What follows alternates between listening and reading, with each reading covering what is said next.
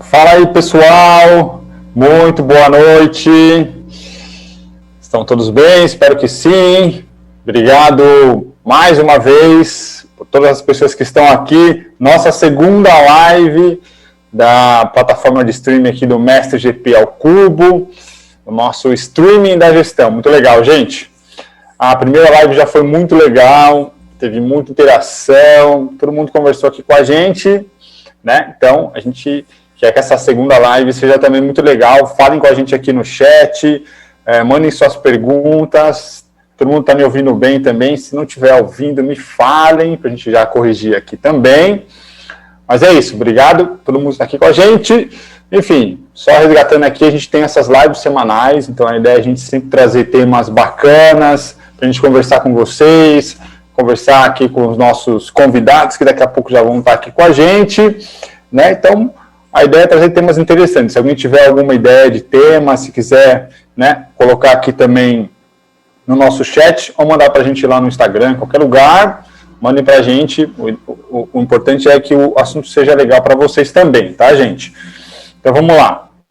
Antes de começar, lógico, agradecer aqui todas as empresas que estão com a gente, apoiando aqui essa iniciativa do Mestre GP ao Cubo, da nossa plataforma de streaming, né, que é a Job One. Job One é um software de gestão especializado em agência.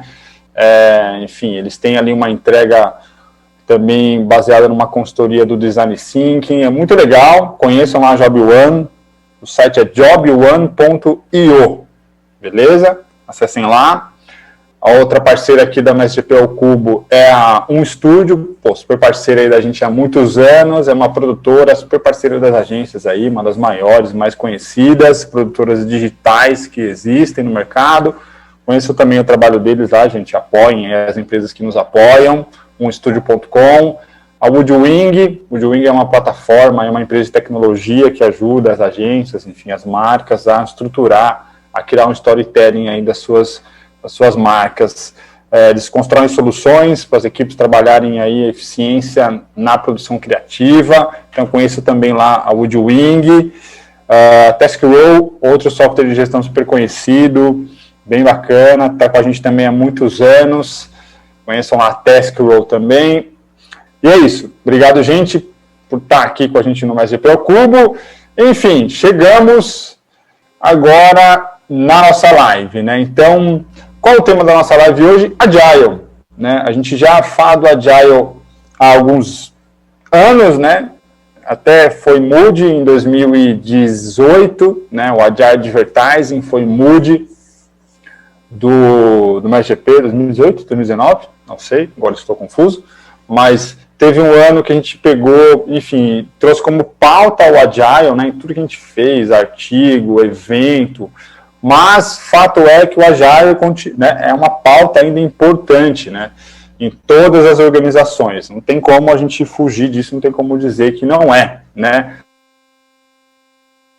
Mas a ideia aqui é a gente olhar um outro lado da realidade, né, que ela tem aí, eu vou usar esse termo, depois os nossos convidados podem me corrigir, mas tipo, tem uma pegadinha aí no meio, né, porque a gente lê lá o Manifesto Ágil, vai estudar o Scrum, estuda o Lean, né, que também é base aí para o pensamento Agile. Tem muita metodologia, muito processo, muito framework, né, e como conceito eles são realmente bem fáceis de entender, o que é legal, né, que é importante ser um conceito que seja simples de entender, né, elegante também na sua aplicação, mas, né, a gente sabe que qualquer processo, framework, metodologia, por ela mesma, muitas vezes não resolve, né, o problema de gestão das organizações. Por quê? Porque, né, é algo que tem mais camadas do que só o processo ou só a metodologia, né? Então, é sobre isso que a gente vai falar, né? A gente até disparou um e-mail hoje, né, e-mail marketing, e o título é: o que não te contaram sobre o Agile, né? Parece que é fácil, parece que é simples, parece que é muito bacana, e realmente é muito bacana, mas tem muitas camadas aí que a gente vai falar hoje. E também no meio disso tem os métodos tradicionais, né? Enfim, onde é que fica tudo isso? Onde é que fica lá o que já foi construído, o waterfall, enfim, não serve mais para nada? Como assim, né? Calma, gente. Sem polêmicas, a gente vai falar já sobre isso. E para me ajudar a responder essas perguntas, além de vocês que estão aqui na live com a gente, eu vou chamar aqui os nossos convidados.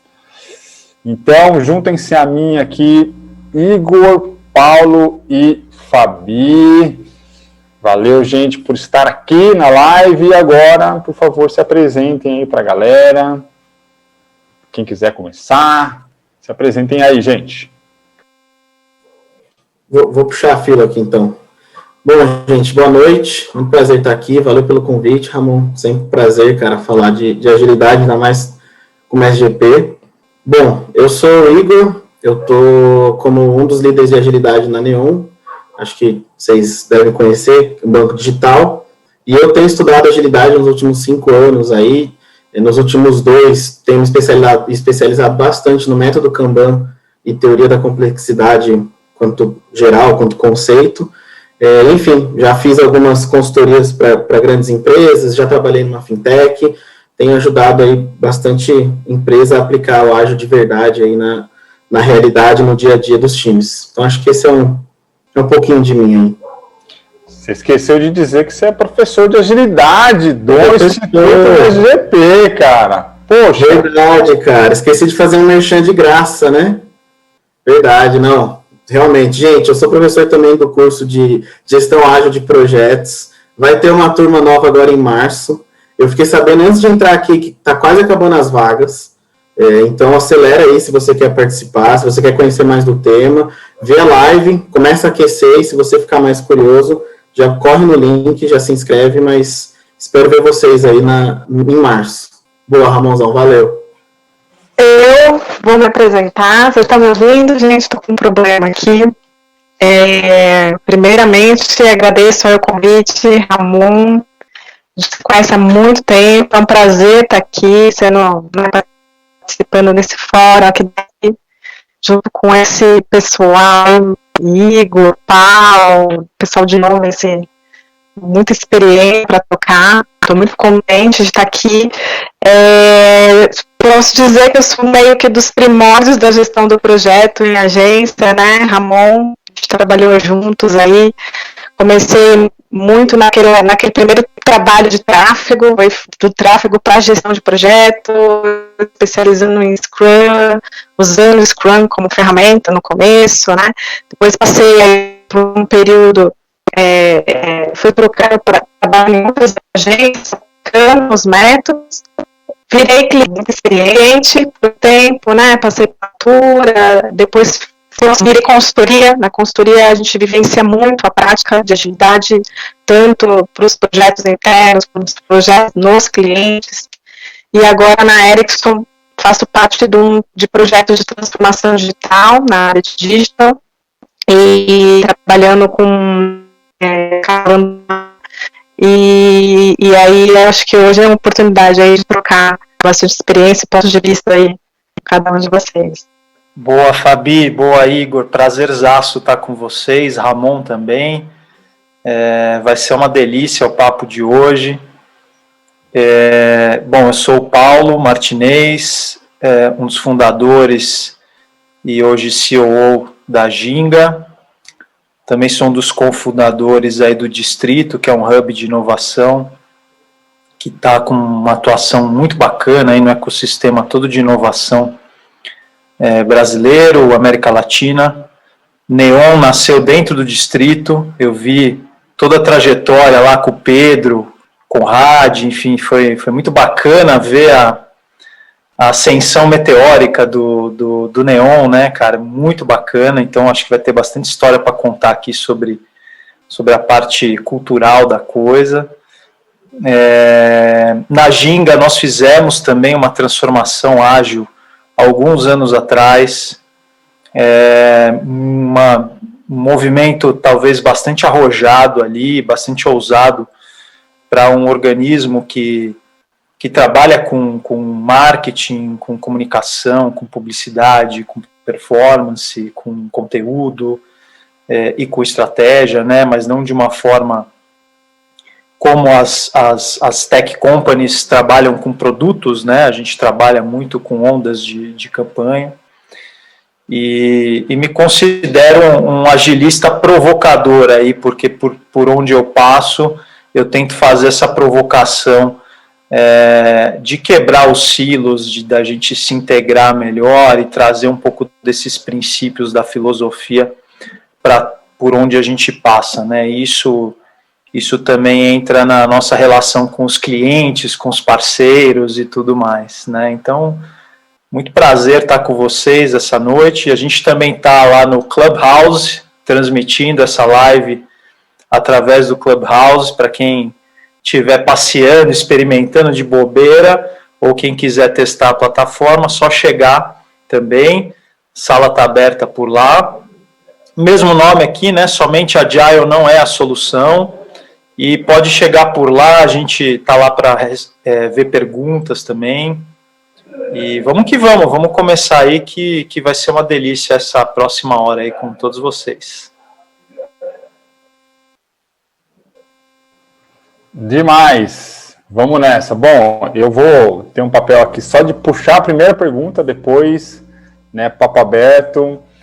Pessoal, mandem também perguntas lá no chat, para a gente trazer aqui para os nossos convidados, né? Aproveitem esse espaço aqui que temos 3 pessoas, eu me coloco fora disso, tá? Temos 3 pessoas aqui super experientes, super, né, vividas aí aplicando, né, a agilidade, né, nas suas organizações. Então, aproveitem. Mas eu vou trazer uma pergunta mais genérica e aí depois o papo deve rodar, tá? Pergunta, gente, para a gente começar a conversa. Né, eu falei ali um pouquinho que o ágil realmente é uma filosofia bem poderosa, né, bem legal, incrível, né? Você lê e você assimila ali o manifesto ágil, é bem pragmático, né? O que é legal, né? Enfim, para a gente consumir, interpretar e entender.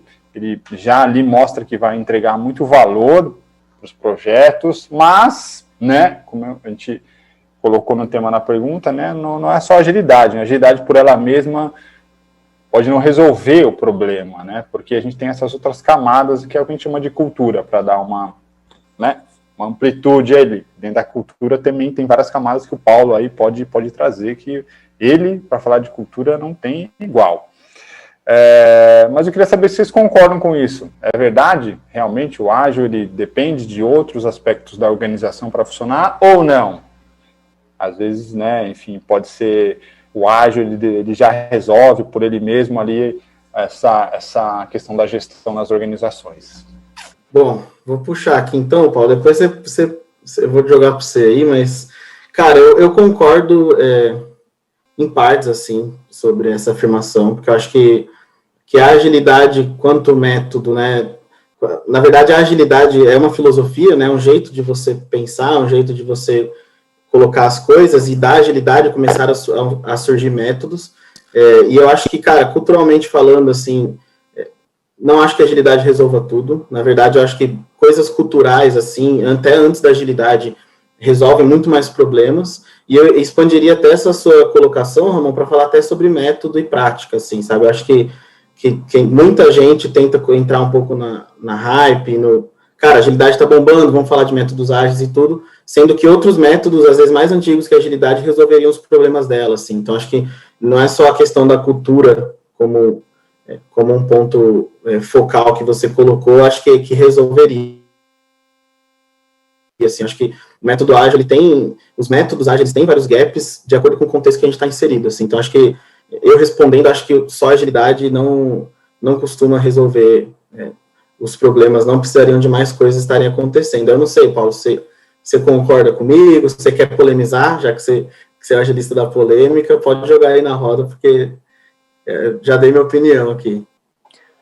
Olha, eu acho que a cultura é que direciona a prática, né? E o que direciona a cultura é a mentalidade, né? A gente fala bastante isso nas aulas do mestre, né? Sobre cultura e ambiente.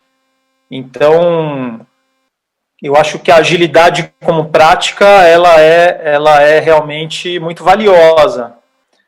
Mas se ela, de alguma forma, tiver em disputa ou não tiver integrada com uma cultura que esteja aberta a isso, né, ou que provoque esse tipo de prática, a tendência é de uma ruptura ou de um confronto, né, entre as pessoas e entre as diferentes filosofias. Então, é realmente uma missão bastante árdua aí para quem hoje está nesse segmento, né, Igor, Fabi, né, que vocês também estão atuando, tanto já atuaram em agências e estão atuando hoje em companhias, né, eu acho que vocês já devem também vivenciar bastante isso, né? Essa diferença, né? Eu ouço muito isso, vamos adotar esse negócio de agile porque a gente precisa realmente fazer as coisas mais rápidas, né, pessoal? A gente está num mundo muito dinâmico e as coisas precisam sair mais rápidas. Então, tem esses estigmas também, né, de que o agile é realmente fazer coisas mais rápidas, né? Então, já traz uma carga cultural pré-embarcada ali e que a gente tem que, então, ir descascando e desconstruindo para chegar na essência, nem do que é uma cultura ágil, mas do que é uma cultura mais aberta, né, do que é uma cultura mais flexível e voltada para um ecossistema diferente do que é hoje uma visão matricial, uma visão piramidal das empresas, né? Não sei se a Fabi também quer comentar um pouquinho esse ponto, né? Vocês comentaram que estão em desafios bem interessantes aí já nesse modelo ágil, né? Nas organizações de vocês, onde tomou uma escala muito grande, né? Então, eu acho que vale vocês comentarem um pouquinho também sobre isso. Mas, cara, puxando um pouco do que você falou, Paulo, eu tenho lido bastante sobre estruturas maiores do nível só de time, né? Como você consegue construir vários times e que os processos se conversem. Acho que esse lance da cultura tem um ponto bem interessante. Não sei se você já leu, já estudou sobre a lei de Conway, que é muito conhecida no mundo do DevOps, né? IT, essa galera conhece bastante, mas basicamente o que essa lei diz é que seus projetos, seus produtos vão ser consequência de como você se organiza quanto empresa, né? E aí acaba que consequentemente impacta a cultura e está atrelado a isso, né? Então, empresas que são ciladas, né? Empresas que têm, por exemplo, um time de criação, sei lá, um time de tecnologia, consequentemente vão construir produtos cilados, né? Que tem ali as partes que estão, que corresponde a cada uma das áreas. Então, acaba que essa questão cultural de como a empresa se divide, dos valores que ela tem, de como que ela respeita e vive isso, acaba impactando diretamente nos projetos que são feitos, né? Então, essa lei de Conway é uma das leis que acaba reforçando esses comentários que você colocou, assim, e até no ponto cultural, eu vou até mais longe, assim, eu acho que toda empresa já tem uma cultura.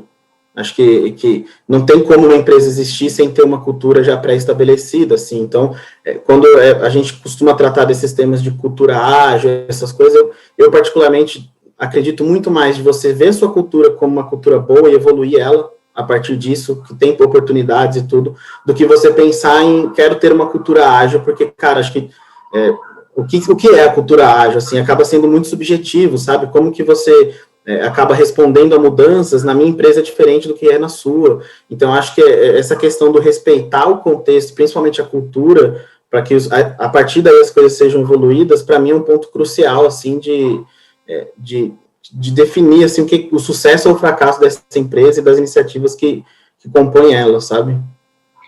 A cultura não é ágil, né? Isso é um ponto bem importante que você levantou, né, Igor?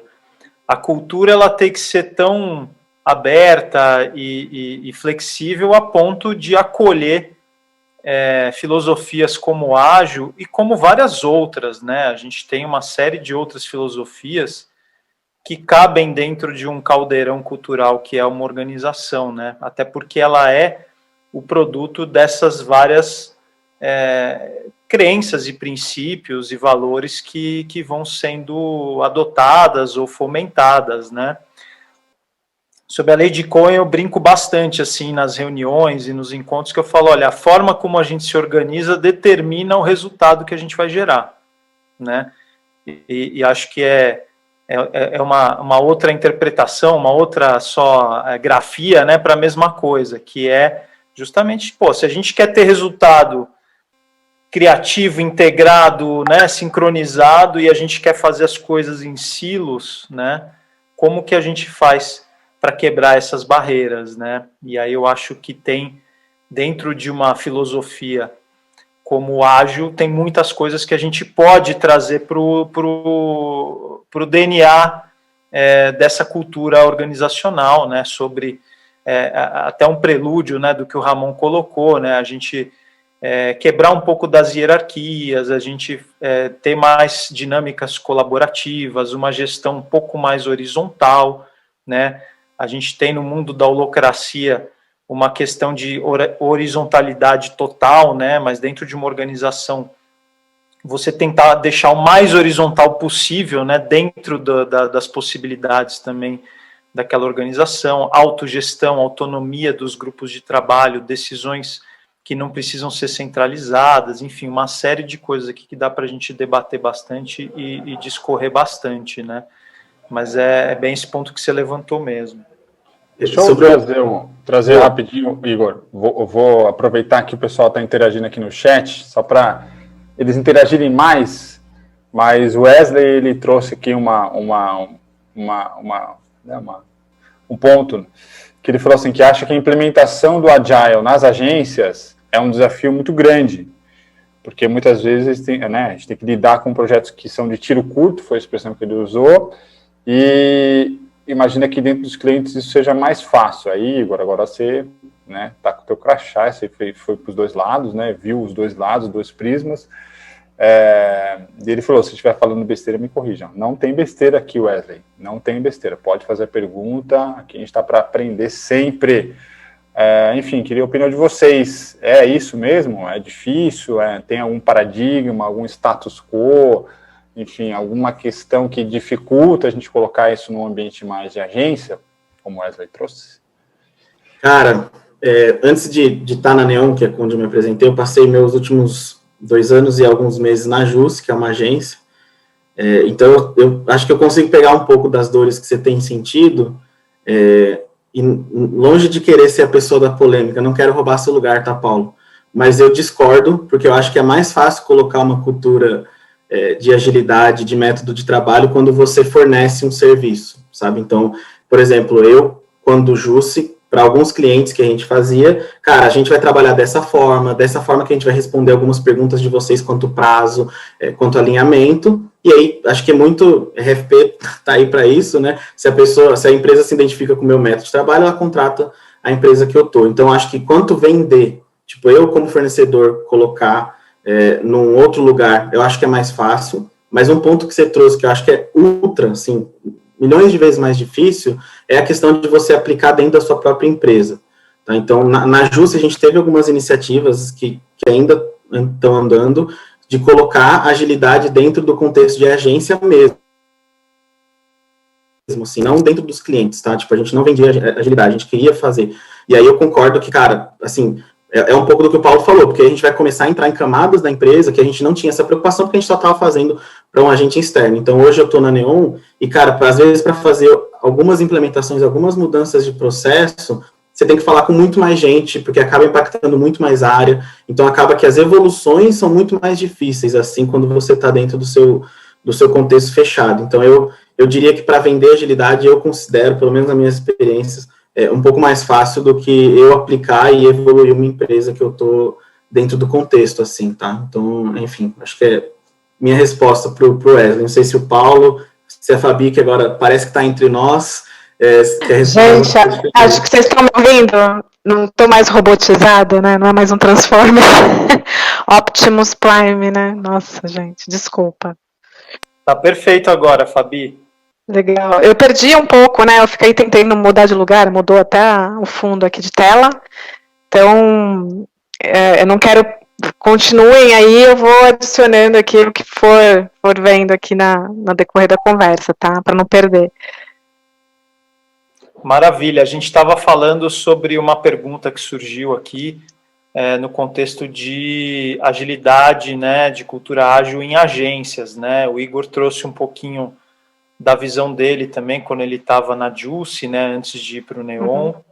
E você também, né, Fabi, já passou por agências e tal, hoje está na Ericsson, mas como que você enxerga essa questão da filosofia ágil dentro das agências? É uma utopia? É algo que é possível dentro da tua experiência? Como que você imagina? Sim, no que eu vivenciei de experiência, como eu falei, lá nos primórdios, né, e depois a gente foi aplicando, foi aprimorando, né, a primeira vez que eu tive a experiência de aplicar ágil foi com o Scrum, né, e era bem by framework mesmo, né, então, como que a gente adapta, né, o mais difícil era a inter-relação entre as áreas, né, então, assim, uma área de tecnologia dentro da agência, de desenvolvimento, ela estava muito mais disposta a colaborar com a metodologia do que uma área criativa, uma área de planning. Então não fazia sentido você rodar um Scrum se você não tinha como fazer um plug and play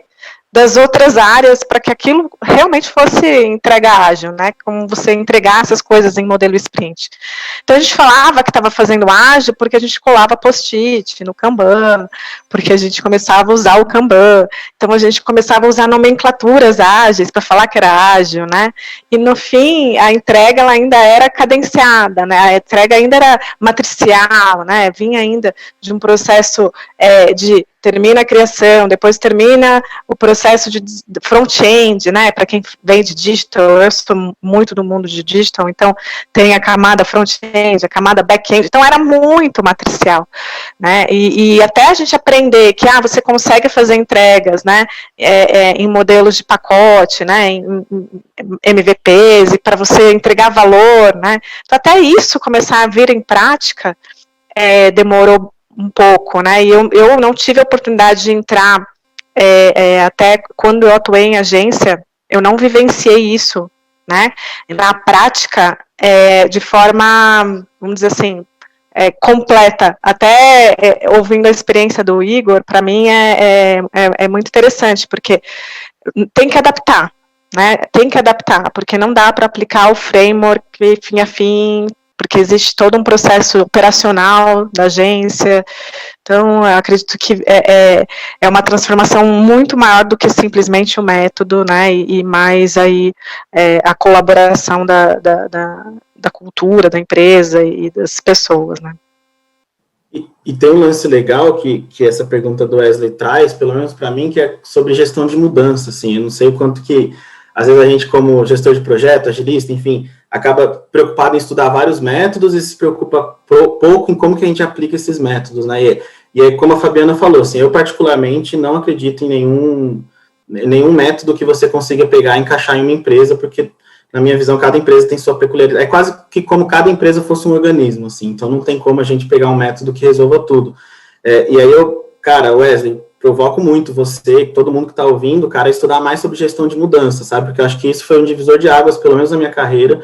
O John Kotter tem alguns artigos muito bons na Harvard Business Review sobre gestão de mudança, porque, cara, isso fez total diferença como eu enxergo as coisas e como eu implanto as coisas, seja eu consultor ou seja eu agilista e mudando a minha própria empresa, assim. Então, você parar para pensar, por exemplo, nos impactos que uma mudança vai trazer dentro da sua empresa, às vezes você não priorizaria outras mudanças, sabe? Então, uma coisa que eu vejo, que eu já vi muita empresa errar, vamos mudar o organograma da empresa, ela muda da empresa inteira, tá? Então, quanto maior a mudança que você faz, maior o impacto e maior vai ser tem até uma curva que a gente fala que é o gráfico de curva J, que é o quanto que as empresas reagem a mudanças, né? Então, quanto mais mudanças você faz, quanto mais impactos vai ter, mais vai ser, tipo, o desespero do pessoal, assim, tipo, minha nossa, tá muito pior, o turnover aumenta pra caramba quando você faz isso, impacta um monte de coisa da sua empresa. Então, de novo, provoco muito você a estudar sobre gestão de mudança, cara, e aprender muita coisa sobre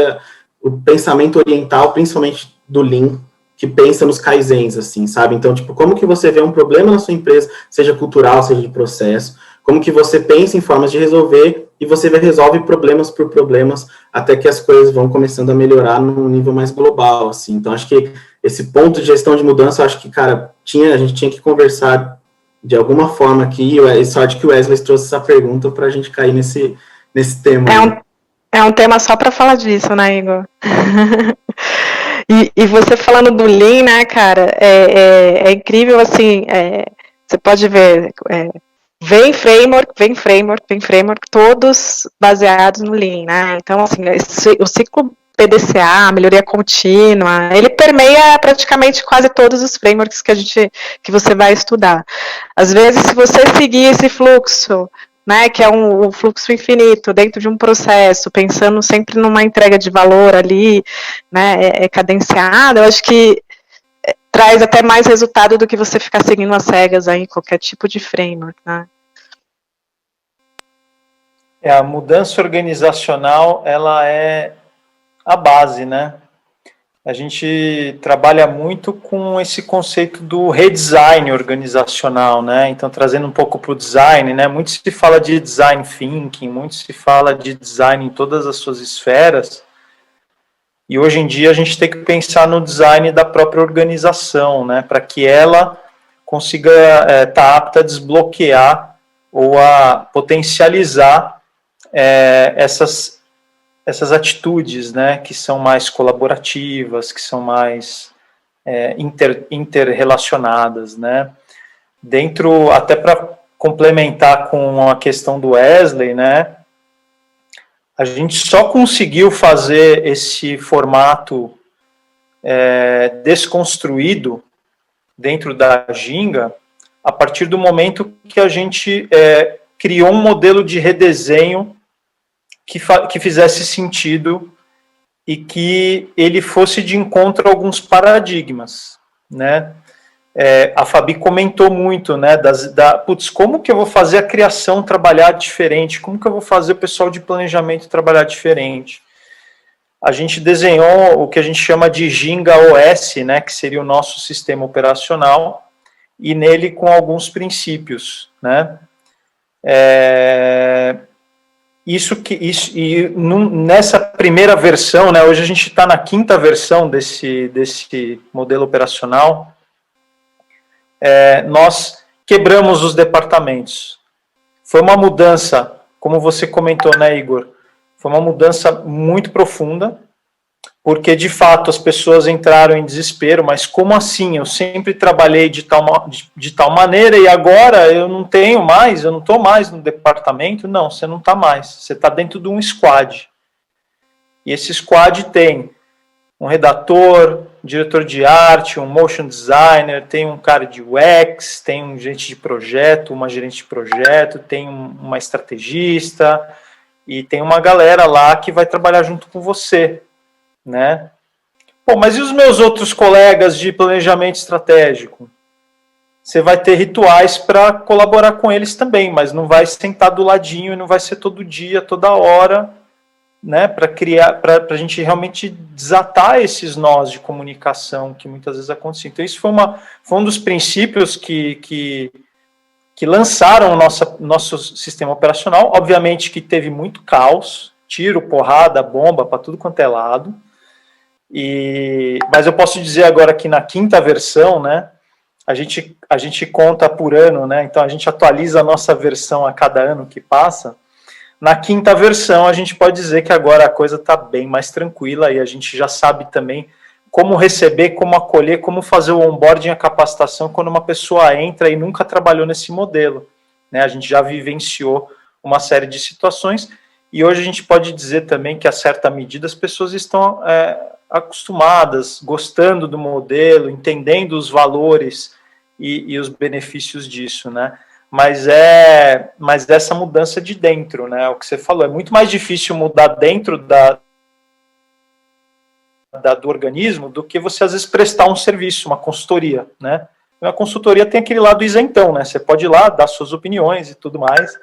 Agora, fazer dentro de casa tem que comprar essas brigas e tem que fazer essas mudanças. Agora, sim, também pegando a questão da melhoria incremental, a partir do momento que a gente fez uma mudança mais substancial e que, de fato, entrou numa curva em J, porque, cara, foi muito difícil, né, no início, mas depois você começa a fazer realmente um modelo Lean na própria redesenho organizacional, porque você não vai começar a fazer um monte de mudança toda hora. Aí você fala, pô, a gente já lançou um novo sistema operacional, a gente já tem um modelo de funcionamento. Agora vamos melhorando, né? Pouco a pouco. Então implementa uma mudança ali, colhe feedback da galera, faz uma outra alteração no sistema ali, cria um novo combinado, um novo procedimento, um novo ritual, e assim a gente vai indo, né? E eu acho que essa evolução incremental, ela vale para a vida, né? Vale para tudo, né? A gente tem um pouco de ansiedade humana de querer resolver tudo de uma só vez, né? Deixa eu polemizar, Igor. Não vou deixar. Pode ir, Ramon, eu gosto, vai.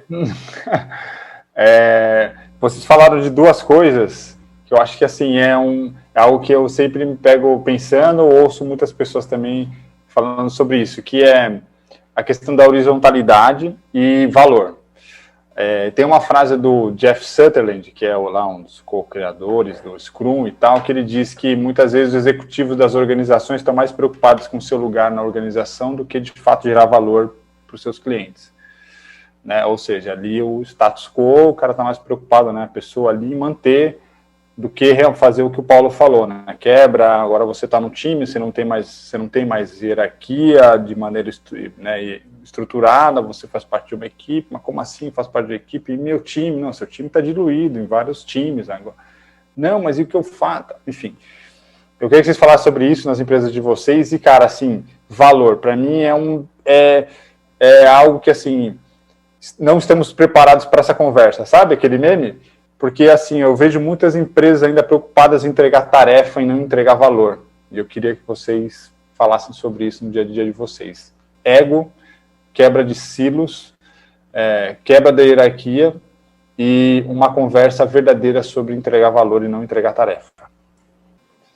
Amor, eu espero que você me chame um dia para eu facilitar e você ser especialista, tá? Só queria deixar esse disclaimer aqui, depois de você fazer essa pergunta, mas, cara, acho que tem muito paralelo com os redesigns que as empresas fazem, porque eu estava, nessa minha jornada estudando o método Kanban, que prega muito essas evoluções e não ficar fazendo revolução, eu acabei trombando com uma pessoa que trabalha na Amazon, e ela falou que é surreal a forma como a Amazon prioriza os clientes dentro do dia a dia da Amazon. Assim, ele falou que teve um dia ele estava numa reunião, eles estavam discutindo um problema, e eles estavam falando sobre N coisas, e aí a solução começou a caminhar para um lugar que, assim, fugia um pouco do que o cliente esperava. E aí, quando ele trouxe o comentário de um cliente no site, todo mundo da sala, ele comentou assim que ficou quieto, trocou totalmente a solução. Então, assim, ao ouvir a voz do cliente, seja um e-mail, cara, um cliente só falando, todo mundo começou a balizar a solução para resolver o problema daquele cliente. Então, eu acho que é muito desse ponto que você falou, assim, sabe, Ramon? Eu vejo, pelo menos, 80% dos redesigns que eu vi acontecer, é muito mais formas melhores da empresa controlar a empresa do que formas melhores da nossa empresa criar valor para o cliente. Tá? Então, pelo menos na minha experiência, raramente eu vi, cara, por que a gente está mudando o organograma? Porque assim fica mais fácil entregar valor para o cliente.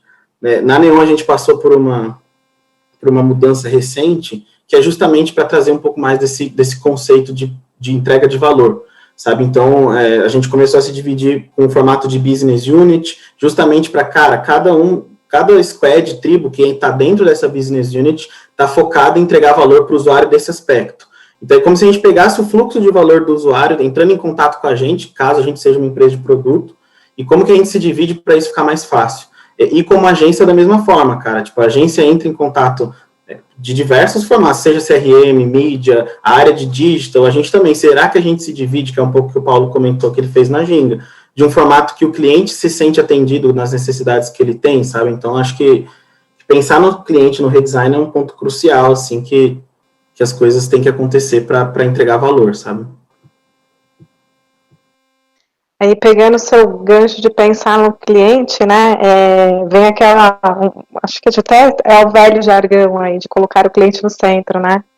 Acho que tudo, né, assim, a grande transformação digital, né, e eu tenho trabalhado muito com isso, assim, o que tem mudado, né, hoje? Mudou, a gente não entrega mais produto, nem serviço, né, a gente não entrega commodities, né, a gente entrega a experiência, né, primeiro é isso. Quando você tem você lá na Neon, você tem um produto, mas você está entregando experiência para o seu cliente. O único jeito de você pensar em experiência, né, é você olhar para o seu cliente e sentir a dor do cliente, né, resolver problemas do cliente. E resolver problema do cliente não é entregar caixinhas, né, não é entregar soluções prontas, né. Para isso você vai usar vários métodos para você entender ali na dor do cliente, né. No design a gente fala muito do jobs to be done, né. Pensar ali como entregar algo para o cliente que ele, na verdade, quer resolver um problema. Por exemplo, eu quero pregar aí um quadro na parede, eu não preciso de um martelo, né? Eu preciso só... Isso é um case meio repetitivo, mas só quero colar. E aí a 3M foi lá, desenvolveu um adesivo, você colocou o quadro na parede e a 3M virou, né? Tá ganhando outros nichos de mercado. Então, acho que o mercado é esse. Hoje a gente não tem mais segmento de banco, hoje a gente não tem mais segmento de telecom, aí você tem telecom se unindo com o sistema bancário, você tem... Então, a gente está num ecossistema hoje muito mais pautado em entrega de experiências ali para o cliente final, e que para você, aí voltando para a operação, como é que você consegue trabalhar de uma forma, né, entregar valor para o cliente, pensar em desenvolver algo que entregue valor, se você lá no momento da estratégia, do business, no momento de desenhar o projeto, você já não tem uma visão de cliente no centro, customer center. E aí, eu acho que, sim, antes disso, antes de você falar, eu vou rodar o Scrum, eu vou rodar o Framework X, assim, o que eu estou fazendo aqui de business, né, agility, para plugar depois na camada de desenvolvimento, ou como eu vou construir esse produto. E aí isso é contínuo, né? Isso é lean, isso é totalmente lean. Você pega ali os times multidisciplinares, né, que você falou ali, da cadeia, então você pega pessoas de outras áreas que têm outra visão do produto. Você pega um designer que consegue ter ali a visão de empatia, da dor, aí que esse cara vai trazer os insights para o projeto, aí você pega o cara de desenvolvimento, arquiteto e tal, e aí que você realmente consegue entregar valor numa cadeia, quando você consegue unir esse time de forma colaborativa, né? Hoje a gente tem usado muito o design ali para transformar mesmo a forma como a gente pensa dentro da empresa, né, dentro da Ericsson e dentro de outros lugares que eu vim. Nos últimos anos, a gente tem usado muito design para alavancar mesmo esse plug and play do business agility junto com a agilidade ali no final da cadeia. Acho que faz total sentido aí o que você falou. E até para seguir a tua provocação, Ramon, as pessoas dentro das organizações que pensarem mais em proteção da sua posição vão, mesmo gastando tanta energia nisso, vão acabar morrendo, né? Porque a verdade e trazendo essa fala da Fabi, que os segmentos eles estão tão sobrepostos hoje, os diferentes setores de atuação estão tão sobrepostos, as profissões estão mudando tão rapidamente, né? As pessoas hoje têm que buscar a questão do autoaprendizado, de multidisciplinaridade, não confundir multidisciplinaridade com multitarefa, né? A questão de ser multitarefa é uma outra história, é uma outra discussão, né? Eu brinco que não dá para ser multitarefa, você só consegue fazer uma coisa por vez. Você pode estar fazendo várias coisas em sequência, uma diferente da outra, né? Mas multidisciplinaridade é você ter várias áreas de conhecimento que você pode aplicar naquilo que você faz, para encontrar soluções, enfim, para colaborar. Então, as pessoas que ficarem gastando tempo só em manter posição e hierarquia, cara, não vai durar. Pode durar por um tempo, mas a verdade é que não vai durar, porque o mundo todo, a sociedade e a força de trabalho está pedindo colaboração, está pedindo desburocratização, está pedindo essas dinâmicas de redesenho, né, como a gente está falando aqui, né? Eu acho que o design, a gente está aqui para falar de agilidade, mas eu acho que dentro de agilidade entra o conceito e a força do design como algo, uma transformação quase que invisível, né? Porque o design, como a gente conhece em advertising, marketing, é o design do craft, né, da peça, da campanha, né, do filme, do print. E não é sobre esse design que a gente está falando, nem sobre o design dos aplicativos necessariamente, né, da interface. A gente está falando sobre um design que ele entra numa dinâmica de, cara, uma série de rotinas, de workshops colaborativos, mais ou menos densos, que provocam mudanças, que trazem as pessoas para uma colaboração 100% radical, que quebram essas hierarquias naturalmente, né, onde você põe, às vezes, um vice-presidente de marketing com uma pessoa do squad ali, que é uma pessoa que tem, às vezes, alguns anos de experiência, e você consegue confrontar esses olhares e gerar empatia entre essas duas pessoas e colaboração. Então, tem um componente do design aí que é muito potente, né? E quem se fechar para isso, eu acho que vai perder uma grande oportunidade, né, de crescimento, de acompanhar essa onda que a gente está vendo aí de evolução natural, né, da tecnologia entrando de uma forma bem ubíqua, né, na sociedade e também no nosso dia a dia aqui, né, e a gente tendo essa adaptação aqui. Né? E aí tem um ponto legal que você comentou, Paulo, que eu acho que só para fechar o círculo certinho, que é o que a gente estava falando sobre gestão de mudança e caiu nisso, eu entro até pelo outro lado, assim, de ter empatia, de, por exemplo, se a gente está fazendo um redesign, a gente encontra esse tipo de executivo no redesign que a gente está fazendo, sabe? E aí, de novo, eu falo da importância de estudar gestão de mudança, porque ela impacta até a parte sociológica da empresa, né? Então, assim, para mim, quando eu descobri isso, eu gosto de estudar filosofia e sociologia, mas quando eu descobri que as coisas tinham links, cara, eu fiquei, assim, foi aquela explodida de mente. Então, quando a gente está falando de redesign, a gente está também falando muito mais de mexer em como as pessoas enxergam aquilo, sabe? Então, um exemplo que eu vou dar aqui de uma das coisas que explodiu minha mente, sabe? Pela simples alteração de nome do que a pessoa faz, às vezes você está mexendo na identidade de como que ela se identifica, cara. Então, assim, eu estudei 10 anos para me chamar de gerente de projeto, e agora você vai pegar o nome que eu entendo que é a minha profissão e vai colocar PO,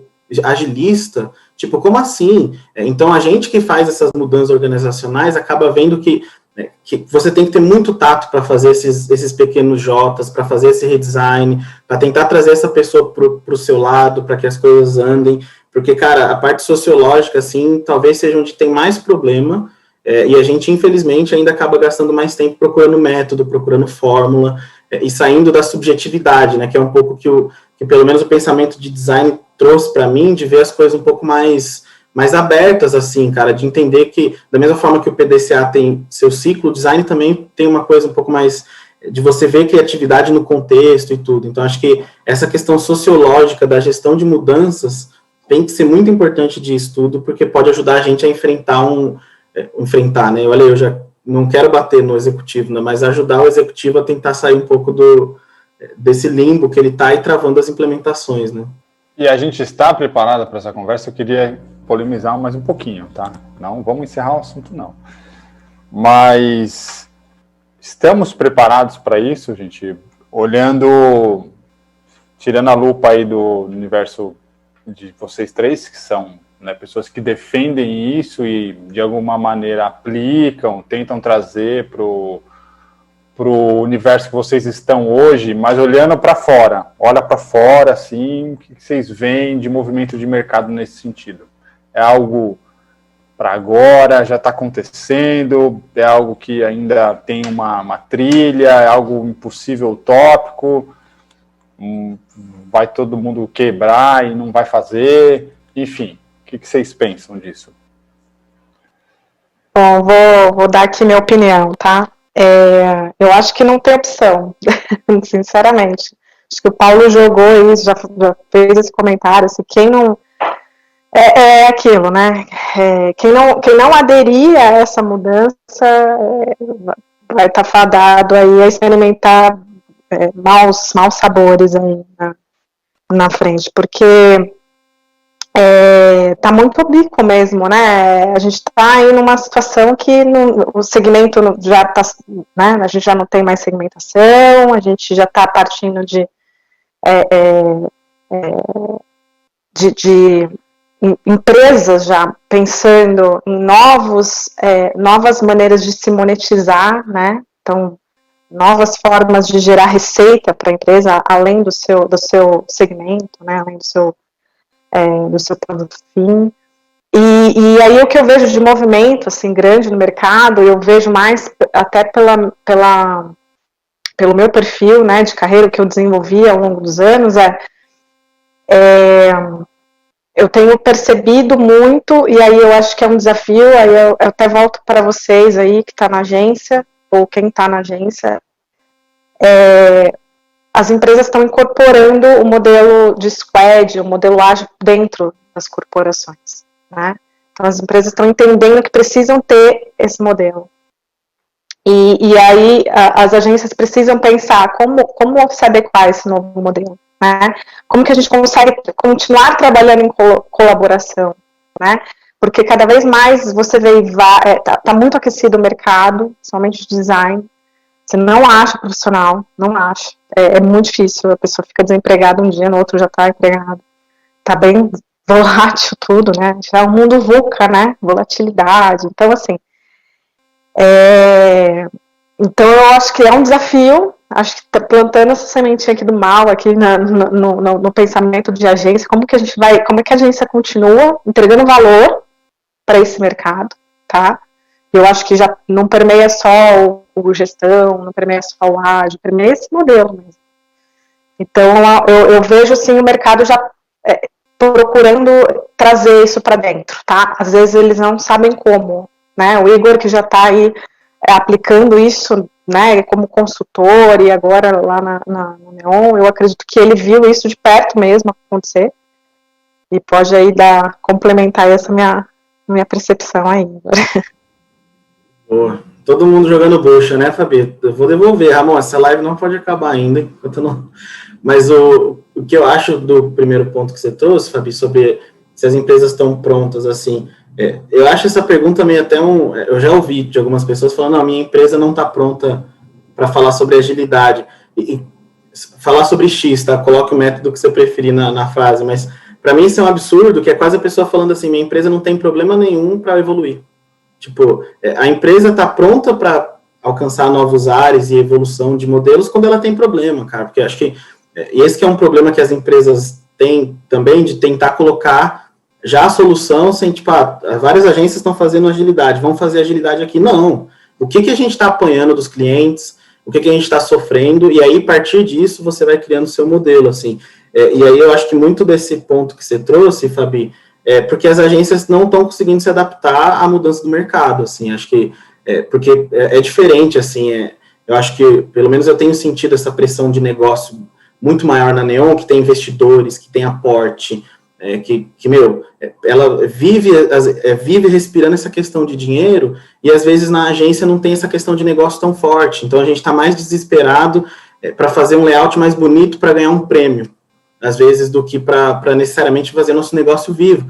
Como que é o nosso modelo de contrato? O nosso modelo de contrato favorece a gente ajudar o nosso cliente, tirar, colocar gente, então acho que as agências estão um pouco atrasadas nesse aspecto de tentar resolver os próprios problemas, assim, eu vejo que é o que você comentou, e aí as empresas, de vez em esperar, acabam fazendo o que o Paulo falou, né, tipo, eu não vou esperar a agência saber resolver o problema dela, então eu vou contratar as pessoas que estão na agência, vou ter meu time de CRM, enfim, então cabe, da mesma forma que a crise que os taxistas estão vivendo, de talvez se reinventar para continuar no mercado, acho que é uma crise que as agências vão passar aí, se já não estão passando, para continuarem vivas e úteis no mercado. Eu não sei, Paulo, posso ter falado um monte de besteira, você já fundou a agência, enfim, cara, é minha opinião. Eu falo de um lugar diferente, né? Eu sempre converso isso com o Ramon e com a turma do mestre, porque, de certa forma, né, a gente não tem um grupo por trás, a gente é uma agência independente, então, não tem aquele Titanic para manobrar, sabe? A gente consegue ser muito mais ligeiro, muito mais veloz nas nossas decisões e nas nossas mudanças. Então, de certa forma, também eu trago um olhar muito próprio nesse sentido, porque eu não vivo essas dificuldades que são, claro, eu ouço colegas, amigos, e a gente também tem muito contato com essa cultura, mas o fato é que eu vou um pouco de encontro a isso, né? E o que eu percebo, bom, primeiro que eu sou um eterno otimista, né? Eu acho que todo mundo está preparado e que a mudança ela vai acontecer e pode acontecer para qualquer um. Basta você estar aberto ou aberta a isso, né? Quem está ainda brigando dentro de casa para resolver os próprios problemas, talvez vai ter um pouco mais de trabalho, né? Como o Igor colocou. Então, putz, você tem uma série de questões ali para resolver antes de você, de fato, começar a entender que tipo de valor que você vai gerar de fato, né? Porque gerar valor de repente, uma premiação é mais importante do que um valor de aumento de receita, ou de conquistar uma nova fatia de mercado, ou de ganhar mais eficiência em determinada linha daquele cliente, né? A gente tem, por premissa, uma filosofia de ser um parceiro estratégico dos nossos clientes. A gente brinca, nós não somos os maiores, mas a gente quer ser os melhores, né? Então a gente quer estar ao seu lado, a gente quer te dar a atenção que você não tem nas grandes empresas, a gente tem profissionais sêniores que são atuantes, e esse é um pouco do nosso discurso, mas ele tem que estar aliado a uma prática verdadeira, porque se eu também posso falar tudo isso soa muito bem num pitch, e depois que eu fecho um contrato, se eu não entrego, isso não dura 6 meses, né? Então, mas eu acho que todo mundo está preparado, todo mundo pode mudar. Bom, e aí trazendo um paralelo que não tem nada a ver com Agile, né? Eu tenho 3 filhos, tenho uma menina e 2 meninos. Eu nunca me senti preparado para ser pai, né? E eu tenho 3, né? E olhando para trás, eu falo, cara, se eu ficasse esperando o momento certo de estar preparado, né? Eu nunca ia ter tido essas 3 crianças maravilhosas que fazem parte da minha vida. Então, para fazer também uma analogia bem mais fora do nosso mercado, né? A gente nunca vai estar nas condições ideais para fazer qualquer coisa, né? E o ser humano é muito preguiçoso nesse sentido, né? A gente quer sempre meio que se sentir confortável com as mudanças, né? Então, cara, não vai ser do nosso jeito, não vai estar na temperatura ideal, mas a gente pode fazer essa mudança, né? Eu acho que é uma mudança que vai ser positiva, que vai ser aberta para todo mundo, né? Então, e que vai trazer descobertas também, né? Eu acho que esse é um ponto muito, muito relevante. Eu queria até trazer aqui, tem alguns comentários lá aqui na live.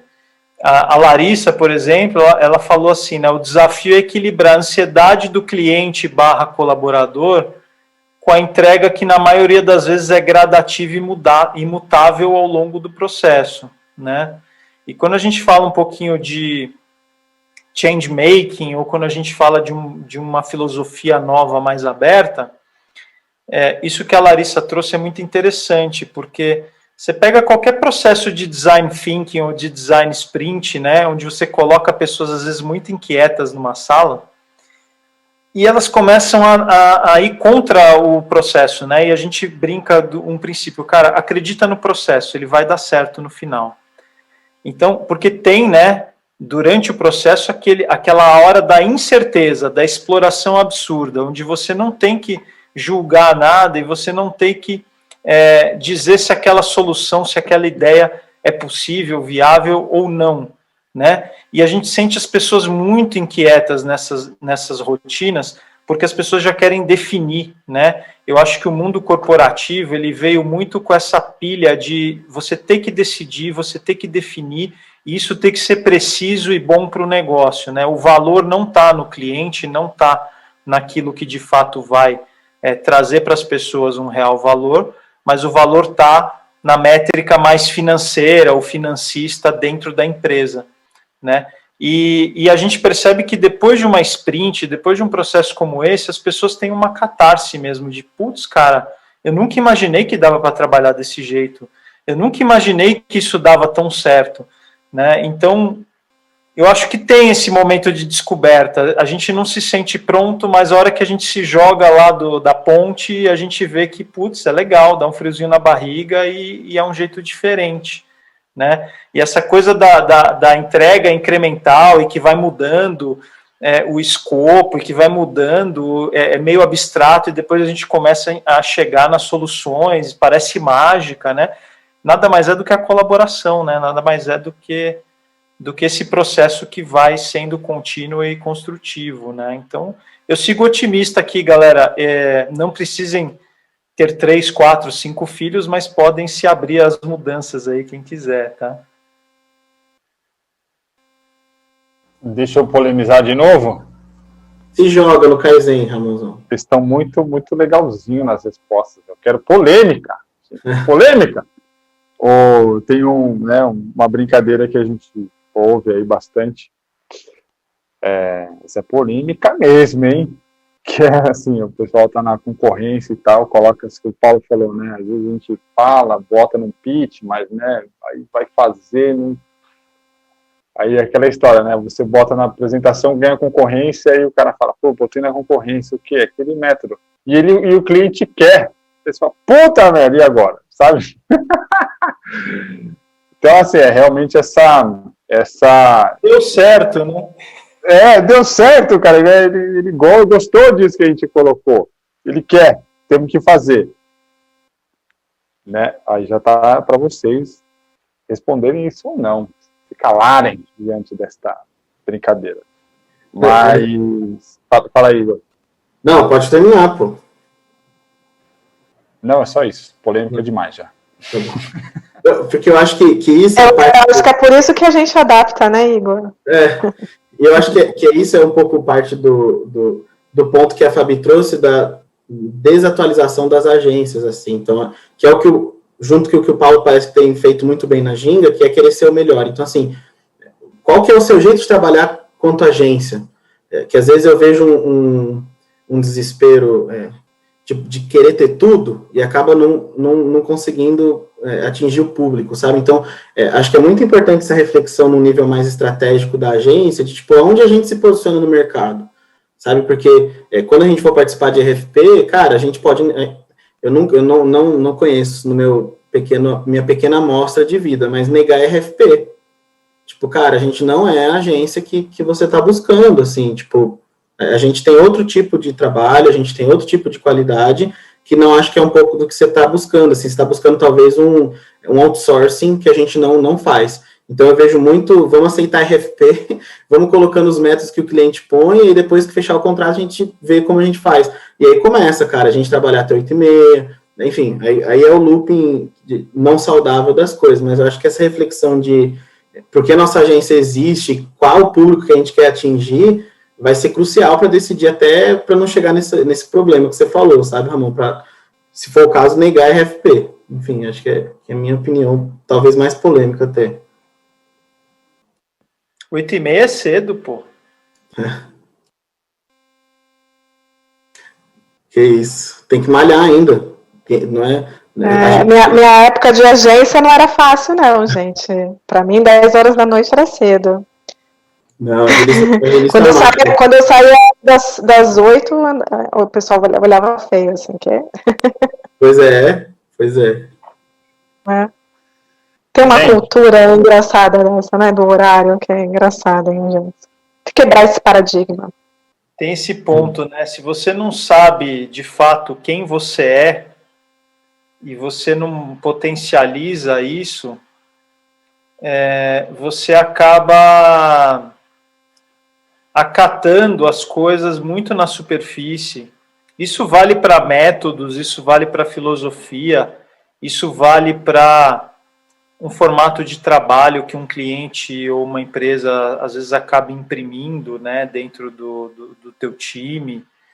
E a gente sabe que, assim, né, existe uma cultura de workaholic, de trabalho em demasia, né, do trabalho ele realmente consumir grande parte da nossa vida. E eu acho que cabe aí uma questão de valor cultural mesmo das empresas, E esse é um outro ponto de mudança, né? Porque você é muito mais produtivo e você é muito mais criativo se você está bem, se você está equilibrado, se você está com a cabeça organizada, se você está descansado, bem alimentado, né? É difícil você produzir um capital intelectual máxima potência se você está estressado, sem dormir direito, se alimentando mal e trabalhando tanto que, pô, você não tem tempo para tua família, não tem tempo para fazer nada que você goste, um hobby, essas coisas. Isso é uma estafa mental muito grande, né? Então esse é um ponto importante, assim, essa coisa de negar RFP é algo que a gente tem feito nos últimos anos de uma forma bem contundente. Eu acho que vale uma live só sobre concorrência aqui, Ramon, depois, mas as concorrências elas são desastrosas no processo, em sua maioria, tá? Tem algumas que essa vai ser polêmica, hein? Essa vai ser polêmica atrás de polêmica. Não vou nem estar aqui, tá? Nesse dia eu não vou poder não, tá? Já vou avisando. Mas é isso, assim, porque então o que a gente percebe? Primeiro, dentro da nossa filosofia, a gente vai conseguir gerar valor para aquela empresa? A gente tem as melhores condições de mostrar aonde que são as nossas forças e por quê? Porque às vezes o processo de uma concorrência ele é tão estandartizado, tão orquestrado, para você não conseguir se diferenciar, um prazo super curto, uma planilha de preço ter que ser preenchida e uma coisa ali bem padronizada, que a gente fala, bom, primeiro que a gente não vai ter condição, já que os nossos squads todos estão trabalhando para gerar valor para os nossos clientes, a gente acaba montando squads também para fazer as concorrências, ou a própria liderança da agência, que é um squad também, né, um squad mais transversal, acaba também liderando esses processos de concorrência. Então, se a gente não tem como formar essas equipes e que elas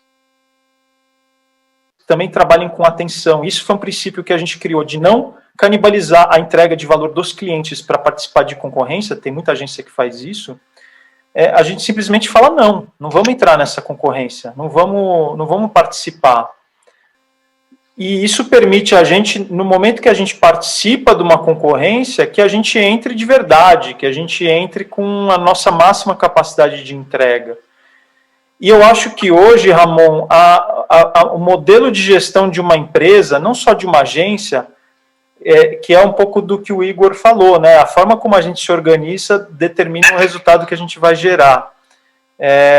Então, a gente usa isso como um argumento de venda, de valor, de entrega também, né? Então, você tem que vender o teu método, você tem que vender a tua filosofia de gestão.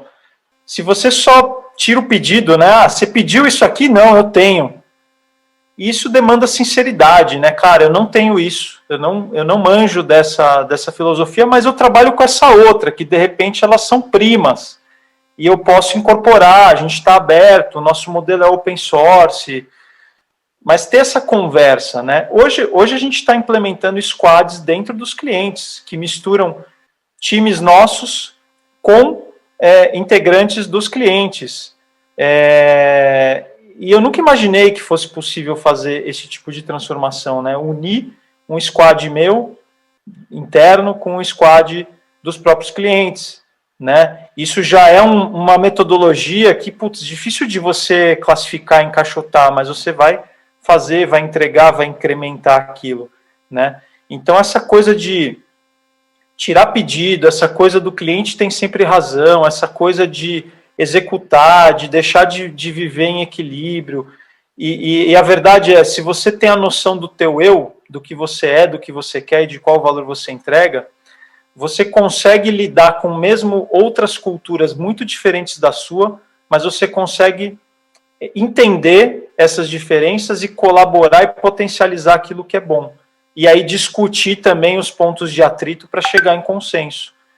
Obviamente que talvez uma filosofia de trabalho não funcione com determinado tipo de empresa, e está tudo bem também. Uma outra coisa que a gente fala, né? A gente não é obrigado a atender todas as empresas do mundo. A gente tem muita empresa legal, tem muito potencial de cliente bacana para a gente atender. A gente não precisa atender a todas, né? Cara, tem agências muito grandes, agências pequenas, agências independentes, agências de grupo, startups como Neon, empresas como a Ericsson, bancões e fintechs, né? Então, o ecossistema ele tá tão plural que, putz, cara, é acreditar um pouco de que essa filosofia vai casar e a parceria vai ser genuína, porque tem que ser. E também, o último comentário sobre isso é que você pode até acatar a filosofia que o cliente pediu.